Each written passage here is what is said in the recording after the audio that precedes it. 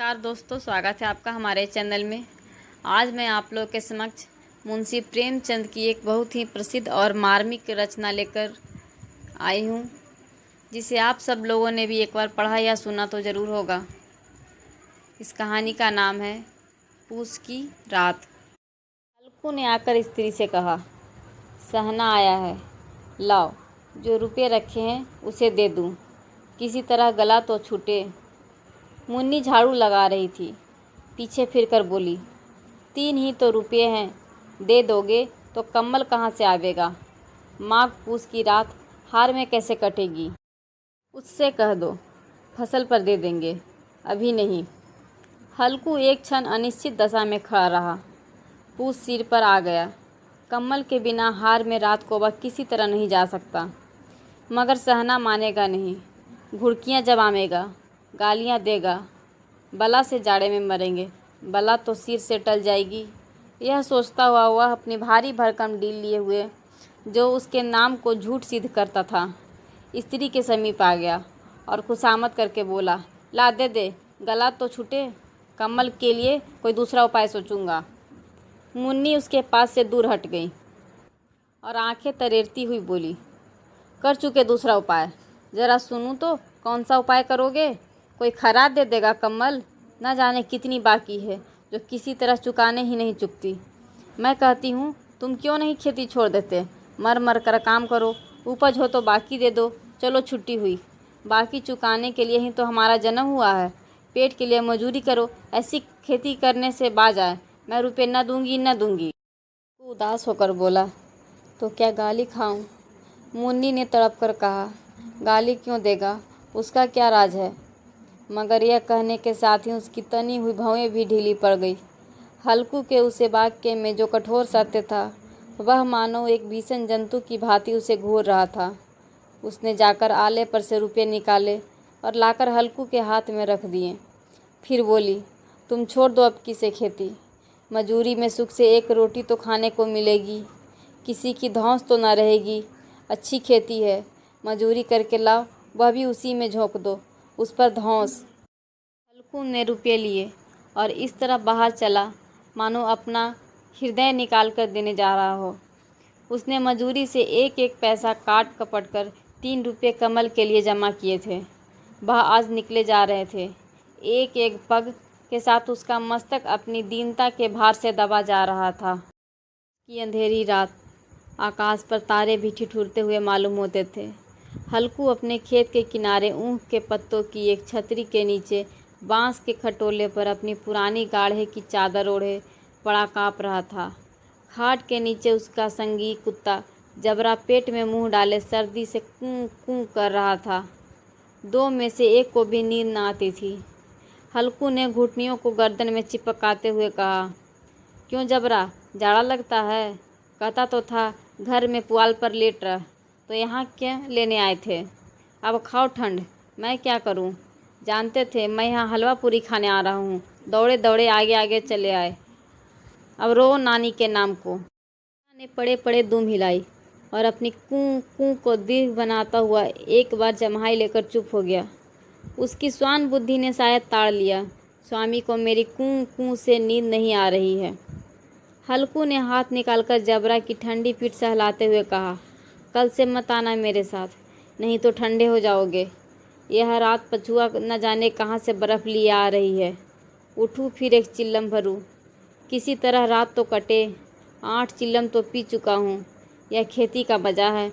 और एक एक भगवान ऐसे पड़े हैं जिनके पास जाड़ा जाए तो गर्मी से घबराकर भागे।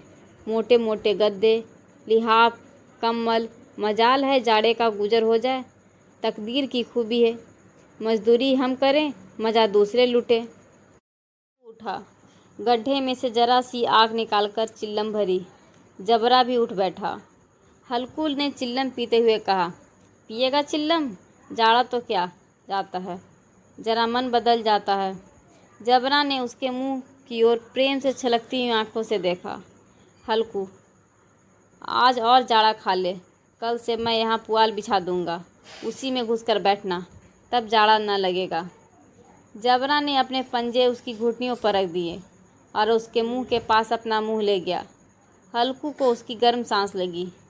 चिल्लम पीकर हल्कू फिर लेटा और निश्चय करके लेटा कि चाहे कुछ हो जाए, अब की सो जाऊंगा। पर एक ही क्षण में उसके हृदय में कंपन होने लगा। कभी इस करवट लेटता, कभी उस करवट, पर जाड़ा किसी पिशाच की भांति उसकी छाती को दबाए हुए था। जब किसी तरह रहा न गया तो उसने जबरा को धीरे से उठाया और उसके सिर को थपथपाकर उसे अपनी गोद में सुला लिया। कुत्ते की देह से न जाने कैसी दुर्गंध आ रही थी, पर वह उसे अपनी गोद में चिपटाए हुए ऐसे सुख का अनुभव कर रहा था जो इधर महीनों से उसे न मिला था। जबरा शायद यह समझ रहा था कि स्वर्ग यही है, और हल्कू की पवित्र आत्मा में तो उसे उस कुत्ते के प्रति घृणा की गंध तक न थी।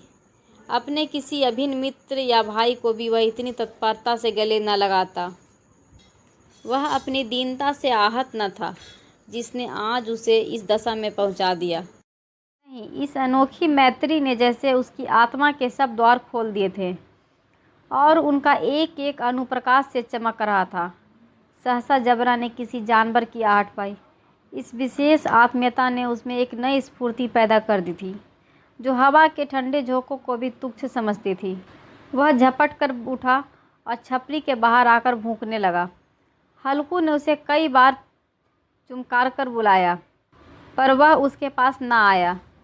हार में चारों तरफ दौड़ दौड़ कर भूखता रहा। एक क्षण के लिए आ भी जाता तो तुरंत फिर दौड़ता। कर्तव्य उसके हृदय में अरमान की भांति उछल रहा था। 1 घंटा और गुजर गया। रात ने शीत को हवा से धधकाना शुरू किया। हल्कू उठ बैठा और दोनों घुटनों को छाती से मिलाकर सिर को उसमें छिपा लिया। फिर भी ठंड कम न हुई। ऐसा जान पड़ता था सारा रक्त जम गया है, धमनियों में रक्त की जगह हिम बह रहा है। उसने झुककर आकाश की ओर देखा। अभी कितनी रात बाकी है। सप्तर्षि अभी आकाश में आधे भी नहीं चढ़े। ऊपर आ जाएंगे तब कहीं सवेरा होगा। अभी पहर भर से ऊपर रात है। हल्कू के खेत से कोई 1 गोली के टप्पे पर आमों का बाग था। पतझड़ शुरू हो गई थी। बाग में पत्तियों का ढेर लगा हुआ था। हल्कू ने सोचा चलकर पत्तियां बटोरूं और उन्हें जलाकर खूब तापूं। रात को कोई मुझे पत्तियां बटोरते देखे तो समझे कोई भूत है। कौन जाने कोई जानवर ही छिपा बैठा हो, मगर अब तो बैठे नहीं रहा जाता। उसने पास के अरहर के खेत में जाकर कई पौधे उखाड़ लिए और उनका एक झाड़ू बनाकर हाथ में सुलगाता हुआ उपला लिए बागीचों की तरफ चला। जबरा ने उसे आते देखा तो पास आया और दुम हिलाने लगा। उसने कहा, अब तो नहीं रहा जाता जबरू, चलो बगीचे से पत्तियां बटोर कर तापें। टाँठे हो जाएंगे तो फिर आकर सोएंगे, अभी तो बहुत रात है।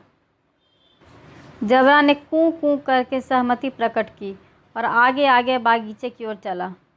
बागीचे में घुप अंधेरा हुआ था और अंधकार में निर्दय पवन पत्तियों को कुचलता हुआ चला जाता था। वृक्षों से ओस की बूंदें टप टप नीचे टपक रही थी।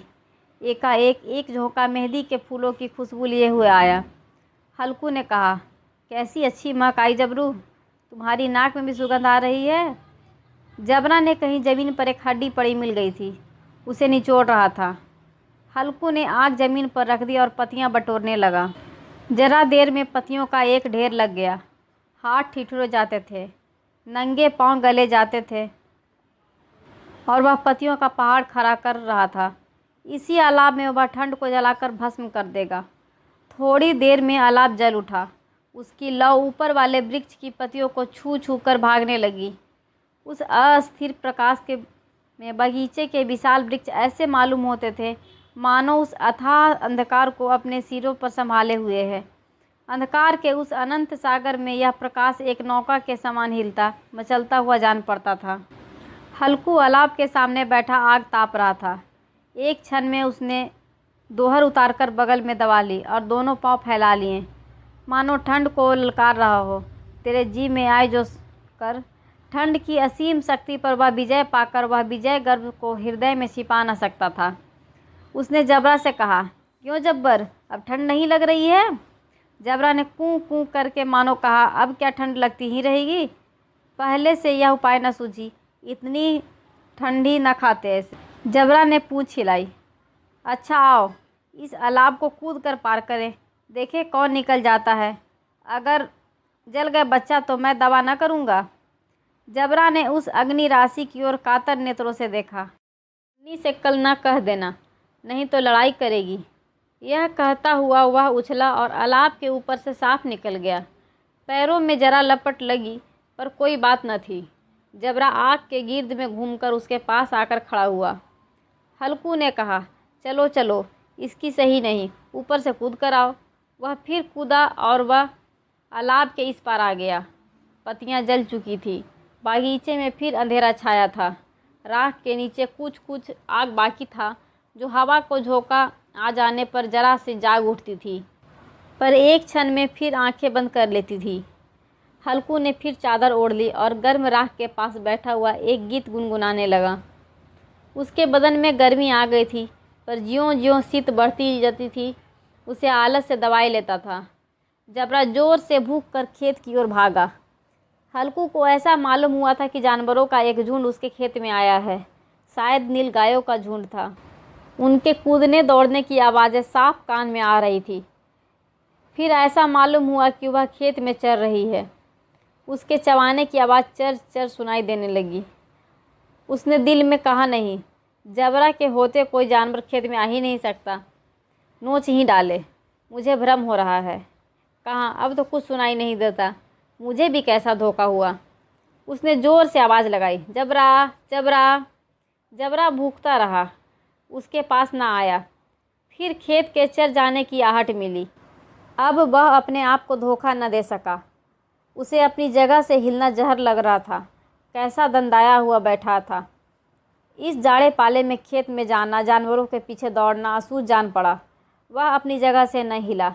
उसने ज़ोर से आवाज़ लगाई, लियो लियो लियो लियो। जबरा भूख उठा। जानवर खेत चर रहे थे। फसल तैयार है, कैसी अच्छी खेती थी, पर ये दुष्ट जानवर उसका सर्वनाश कर दिए डालते थे।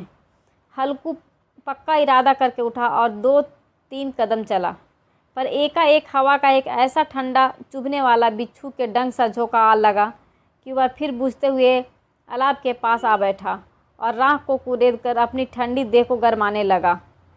जबरा अपना गला फाड़े डालता था। नील गायें खेत का सफाया किए डालती थी और हल्कू गर्म राख के पास शांत बैठा हुआ था। कर्मण्यता ने रस्सियों की भांति उसे चारों तरफ से जकड़ रखा था।